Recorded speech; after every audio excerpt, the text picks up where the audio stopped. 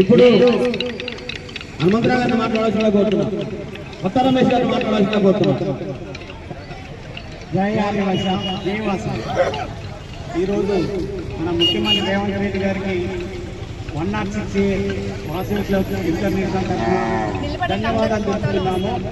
వాసవి మాత జయంతిని రాష్ట్ర పండుగగా గుర్తించినందుకు అనేక నమస్కారాలు పెట్టుకుంటూ జై వాసవి, జై వాసవి, జై ముఖ్యమంత్రి, జై ముఖ్యమంత్రి గారు, జై ముఖ్యమంత్రి.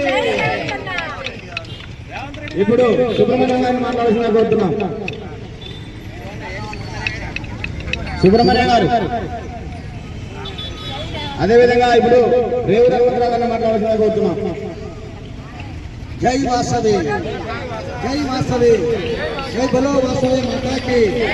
మరి ఈరోజు మన కులదైవం శ్రీ వాసవి కన్యకా పరమేశ్వరి అమ్మవారి జన్మదినోత్సవం సందర్భంగా ప్రతి సంవత్సరం మన ఆర్యవైశ్య కుటుంబాలు జరుపుకుంటున్నాయి.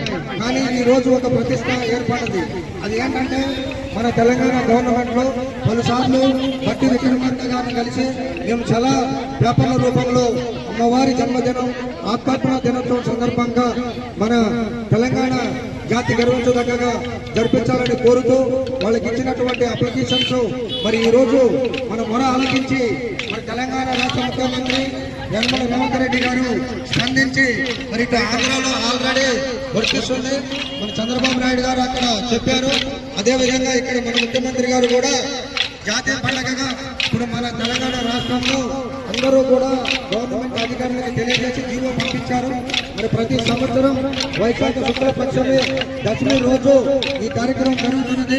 కాబట్టి మరి రాష్ట్ర ప్రభుత్వానికి మరియు ఇతర మంత్రులకు అందరికీ కూడా మా ఆర్యవైశ్య కుటుంబాల తరఫున ధన్యవాదాలు కృతజ్ఞతలు తెలుపుతూ ఈరోజు స్థానిక నేలకొండపల్లి పొట్టి శ్రీరాములు సెంటర్ లో రేవంత్ రెడ్డి గారికి పాలాభిషేకం చేయడం జరిగింది.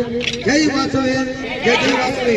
ఈ కార్యక్రమానికి సహకరించిన ప్రతి ఒక్కరికి పేరు పేరున ధన్యవాదాలు తెలియజేస్తూ మరి ఇదే విధంగా కోలాటంతో సత్యసాయిబాబా మందిరానికి మరి అమ్మవారిని స్మరించుకుంటూ వెళ్లి అమ్మవారికి ఘనంగా జయంతోత్సవ కార్యక్రమం జరిపించాలని నేలకొండపల్లి పట్టణ మరియు మండల ఆర్యవైశ్యులకు తెలియజేస్తున్నాం. జై వాసవి.